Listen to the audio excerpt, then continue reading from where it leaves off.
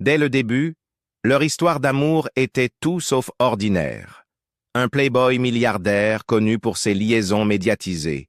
Un mannequin farouchement indépendant, qui a quitté les lieux dès qu'elle a aperçu une autre femme sortir de son appartement. Melania savait exactement à qui elle avait affaire avec Donald Trump, et elle a clairement fait comprendre qu'elle ne serait jamais le second choix de personne. Et pourtant, malgré les scandales d'infidélité, les paiements secrets et les aventures cachées de Trump, Melania est restée. Elle a traversé les tabloïds, l'affaire Stormy Daniels, l'argent versé en silence, les rumeurs chuchotées, en gardant le silence, jusqu'à maintenant. Pour la première fois depuis que les gros titres sont devenus personnels, Melania Trump brise enfin le silence. Qu'est-ce qui l'a poussée à parler? Et après tout cela, pourquoi ce mariage a-t-il duré plus longtemps que les deux précédents de Trump? Le chemin scandaleux qui mène à Melania. En septembre 1998, lors d'une soirée de la Fashion Week de New York organisée par Paolo Zampoli, deux mondes très différents se sont heurtés. Melania Knauss, mannequin slovène de 28 ans, avait déjà défilé à Paris et Milan. Donald Trump, magnate de l'immobilier et vedette de la télé-réalité, séparé de sa deuxième épouse, est arrivé avec une autre femme à son bras. Quand Trump a demandé le numéro de Melania, elle a répondu, selon Harper's Bazaar, « Je ne vous donne pas mon numéro, vous me donnez le vôtre, et je vous rappellerai. » Il a réussi le test en lui donnant non pas un simple numéro professionnel, mais ceux de son bureau, de Mar-a-Lago et de sa maison. Intriguée, Melania a attendu quelques jours avant de l'appeler. « Son énergie m'a frappé », se souvient-elle. Cet échange a donné le ton d'une relation fondée sur la curiosité et une ambition partagée. Fin 1998, ils commencent à sortir ensemble, bien que le divorce de Trump avec Marla Maples ne soit finalisé qu'en 1999. Melania poursuit sa carrière de mannequin, apparaissant dans des magazines et des campagnes de luxe, tandis que Trump élève sa fille Tiffany, née en 1993. En janvier 2000, Trump annonce sa candidature à l'investiture du Reform Party, confirmant au passage une courte rupture avec Melania. Au New York Times, il déclare « Melania est une femme incroyable, formidable, exceptionnelle. Elle va me manquer. » Mais dès février, il abandonne la campagne et se remet avec elle. Cette réconciliation rapide laisse entrevoir un lien assez fort pour résister au regard du public. En avril 2004, lors du somptueux Met Gala, Trump demande Melania en mariage. Elle racontera au New York Post « C'était une grande surprise. Nous sommes très heureux ensemble. » Moins d'un an plus tard, le 22 janvier 2005, ils se marient à l'église Bethesda by the Sea à Palm Beach, en Floride. Melania porte une robe de John Galliano, choisie après un voyage à Paris avec Anna Wintour et André Léon Talley. La réception à Mar-a-Lago a été planifiée dans les moindres détails. Sur CNN, Melania déclare simplement « On s'est bien amusé ». Trump, lui, justifie leur absence de lune de miel. Pourquoi quitter notre superbe maison, Mar-a-Lago, pour une île tropicale où tout n'est pas propre ou autre chose? Le couple devient parent le 20 mars 2006, avec la naissance de leur fils, Baron William Trump. Lors de la même interview avec Larry King, Melania avait annoncé « Nous voulons fonder une famille, nous voulons un enfant ensemble ». Trump, lui, plaisante. « Rien ne vaut un bon mariage, rien ne vaut d'avoir des enfants, mais je ne ferai pas la cuisine, je ne verrai peut-être même jamais les enfants. Non, elle sera une mère incroyable. Moi, je serai un bon père, mais je ferai mes affaires. » Melania prend son rôle à cœur. Elle supervise la chambre de Baron à la Trump Tower, organise une baby shower chez FAO Schwarz, avec des dons pour un hôpital pour enfants, et insiste pour l'élever avec un minimum d'aide de nounou. Le prénom Baron est choisi par Trump, tandis que Melania a choisi son second prénom, William.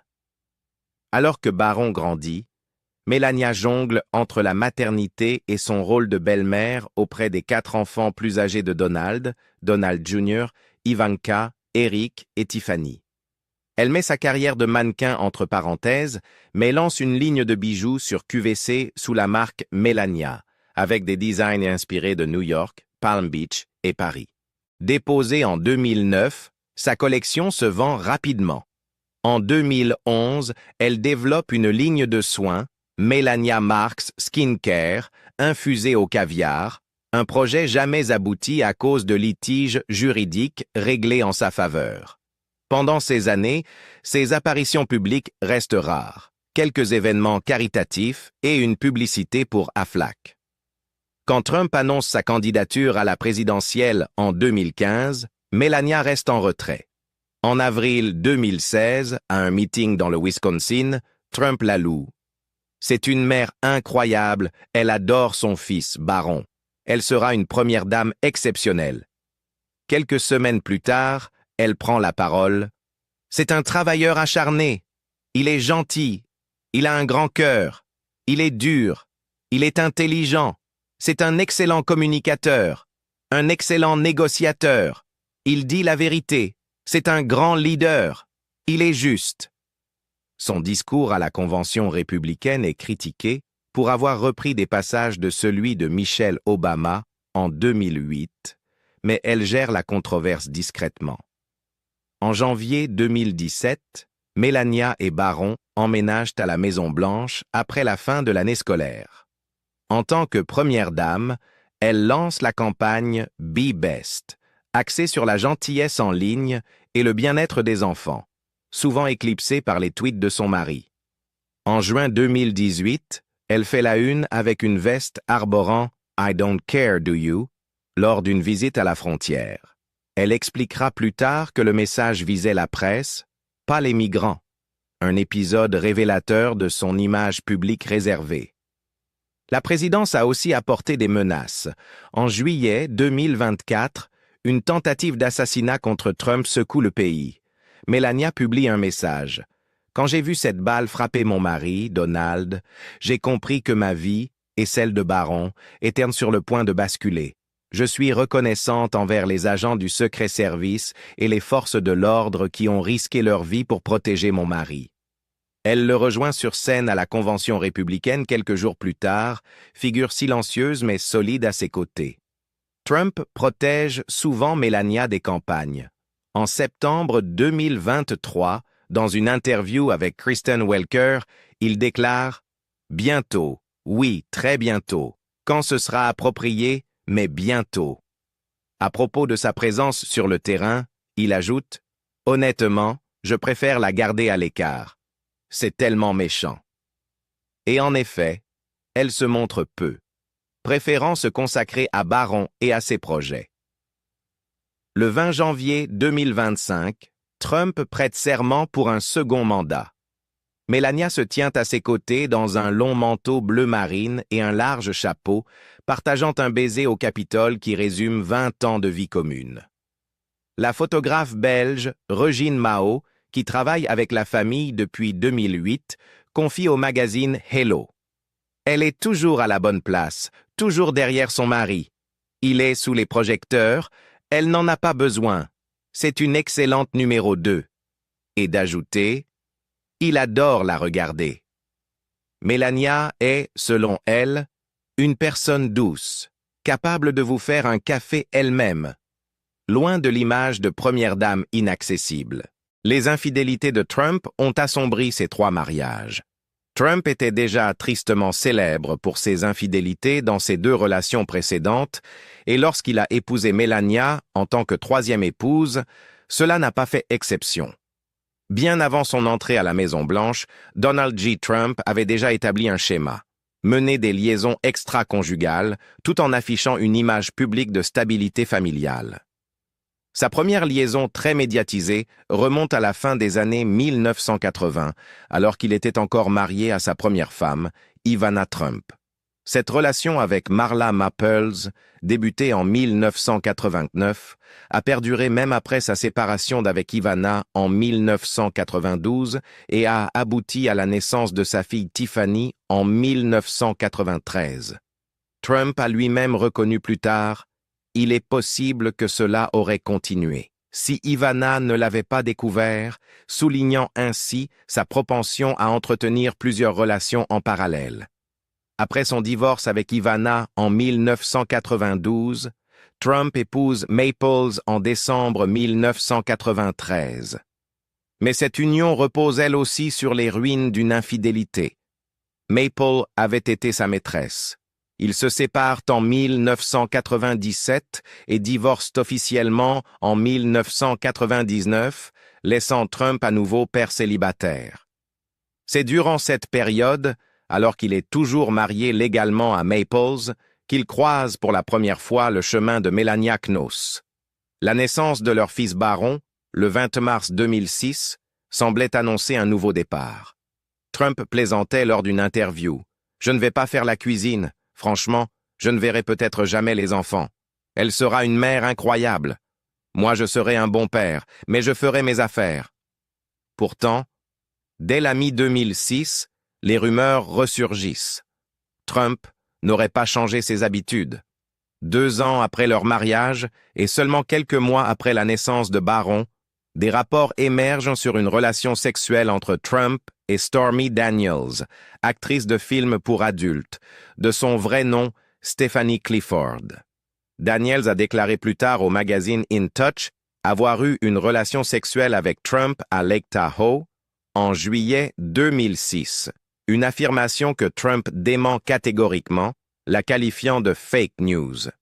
Puis, en 2018, Michael Cohen, l'avocat personnel de longue date de Trump, admet publiquement avoir organisé un paiement de 130 000 $ à Daniels dans les derniers jours de la campagne présidentielle de 2016.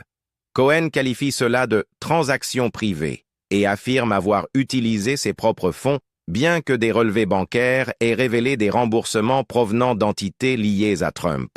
Daniels intente ensuite un procès pour diffamation après les dénégations de Trump, déclarant devant la Cour « Je n'ai rien à gagner en mentant », insistant sur la peur de représailles juridiques si elle s'exprimait.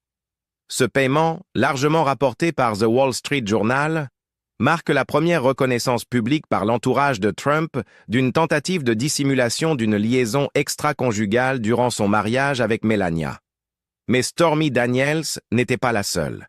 En février 2018, Ronan Farrow publie dans The New Yorker une enquête explosive intitulée « Donald Trump, une playmate et un système pour dissimuler les infidélités ». Farrow y détaille comment Trump aurait organisé des rendez-vous secrets dans des hôtels, des paiements discrets et des accords juridiques complexes pour garder ses liaisons, parfois multiples en même temps, hors de la presse. Au cœur de ce système, David Pecker, PDG d'American Media Inc., éditeur du National Enquirer, grâce à une stratégie dite de catch and kill, attraper et tuer, Ami achetait les droits exclusifs sur des histoires salaces pour ensuite les enterrer. Karen McDougal, Playmate de l'année 1998 pour Playboy, a reçu 150 000 $ en 1916 pour les droits de son histoire, qui n'a jamais été publiée. McDougal dira plus tard à Farrow « On m'a retiré mes droits », expliquant qu'elle craignait des conséquences juridiques si elle parlait librement.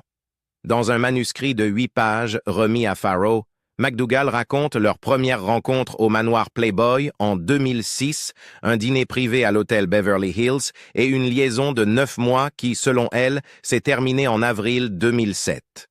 Selon ses notes, Trump prenait soin de ne laisser aucune trace. « Pas de trace écrite pour lui », écrit-elle. « À chaque fois que je prenais l'avion pour le voir, je réservais et payais moi-même vol plus hôtel, puis il me remboursait. » Elle affirme aussi que Trump lui a fait visiter la Trump Tower et son club de golf à Bedminster, dans le New Jersey, en lui montrant la chambre séparée de Melania. Il m'a dit qu'elle aimait avoir son espace pour lire ou être seule, se souvient McDougal. Après l'élection de Trump, Ami modifie son contrat pour lui permettre de répondre à la presse dans le cadre de questions légitimes. Mais McDougal reste globalement silencieuse, par peur de représailles. Bien que Trump nie toute liaison avec McDougal, qualifiant le reportage de Farrow de risible et de fake news, le schéma de paiement discret et de manœuvres juridiques se dessine clairement. Outre Daniels et McDougal, au moins 19 femmes ont accusé Trump de comportements sexuels inappropriés entre les années 80 et 2013, y compris d'anciennes candidates de The Apprentice et des journalistes ayant dénoncé des agressions non consenties. Beaucoup de ces incidents présumés ont eu lieu alors que Trump était marié, illustrant un mépris constant pour la monogamie. Interrogés sur Daniels ou McDougal, les porte-paroles de la Maison-Blanche ont systématiquement nié. Dans une déclaration au magazine People, Amy affirme « L'insinuation du New Yorker et de Ronan Farrow, selon laquelle Amy pourrait avoir un moyen de pression sur le président des États-Unis, est ridicule. » Trump lui-même rejette ces histoires comme de vieux rapports recyclés et insiste « Il n'a jamais eu de liaison avec l'une ou l'autre. » Pourtant, les preuves, manuscrits, documents de paiement, procédures judiciaires suggèrent le contraire. Devant les tribunaux, l'avocat de Daniels, David Schwartz, affirme « La seule raison pour laquelle ces paiements ont été effectués, c'est parce que le président des États-Unis a bel et bien eu une liaison avec Mme Daniels. » Et l'ancien avocat de McDougal, Keith Davidson, décrit un schéma systématique d'accords juridiques servant à enterrer des histoires, ajoutant « Il était clair pour nous qu'Amy était dans le business de faire taire des histoires pour Trump. » « Ce n'est pas mon problème, dira Trump. Pourtant, malgré les rumeurs persistantes, Melania Trump a toujours minimisé l'idée que la vie personnelle de son mari puisse l'affecter. Lors de son tout premier voyage officiel en solo à l'étranger, en Afrique, en octobre 2018, elle accorde une interview à ABC News où elle livre sa réponse publique la plus claire face aux spéculations. S'adressant à Tom Llamas, elle exprime sa position de manière catégorique. Ce n'est ni une préoccupation ni une priorité pour moi. Je suis une mère, une première dame, et j'ai des choses bien plus importantes à penser et à faire. Lorsqu'on lui demande si les incessants commérages la blessent parfois, Melania reconnaît la douleur liée à l'exposition publique, mais refuse de se laisser définir par cela. Les médias, ce qu'ils spéculent, ce n'est pas toujours agréable, bien sûr, confie-t-elle.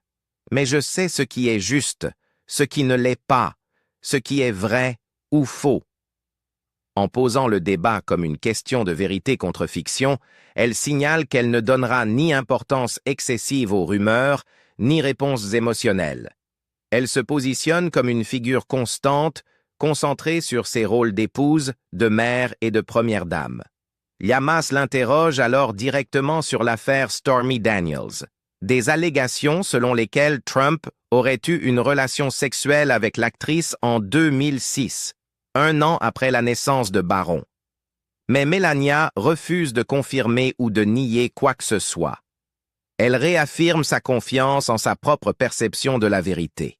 « Je sais que les gens aiment spéculer, que les médias aiment spéculer sur notre mariage, » dit-elle avant d'ajouter « Ce n'est pas toujours des choses justes. » À ses yeux, toutes ces histoires étaient des distractions auxquelles elle ne voulait ni temps ni énergie consacrer.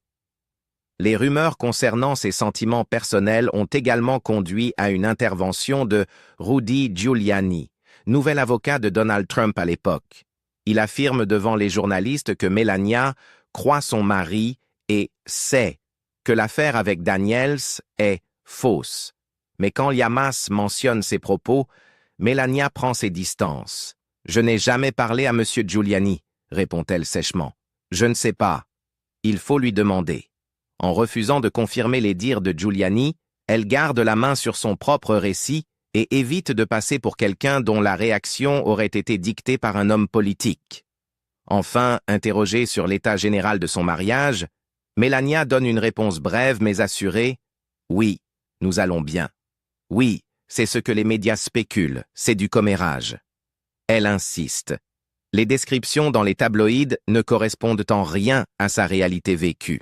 « Je sais ce qui est juste et ce qui ne l'est pas », répète-t-elle, présentant son silence non pas comme un aveu, mais comme un choix délibéré de se concentrer sur l'essentiel, le bien-être de son fils Baron, ses initiatives publiques et sa vie privée. Depuis cette interview en 2018, Melania a gardé la même approche discrète. Elle était présente aux côtés de Donald Trump pour son second mandat le 20 janvier 2025, vêtue d'un manteau bleu marine et d'un large chapeau, échangeant un bref baiser dans la rotonde du Capitole. En coulisses, certaines sources affirment pourtant qu'elle était bien au courant des paiements de silence et des tactiques de catch and kill utilisées pour étouffer les scandales. Un ancien assistant confie au Vanity Fair: Melania en savait plus qu'elle ne le laissait entendre. Elle n'est pas naïve sur la manière dont fonctionne son mari.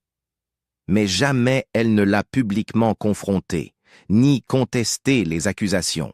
La rupture qui a défini leurs limites. En réalité, Melania et Donald Trump se sont déjà séparés au début de leur relation.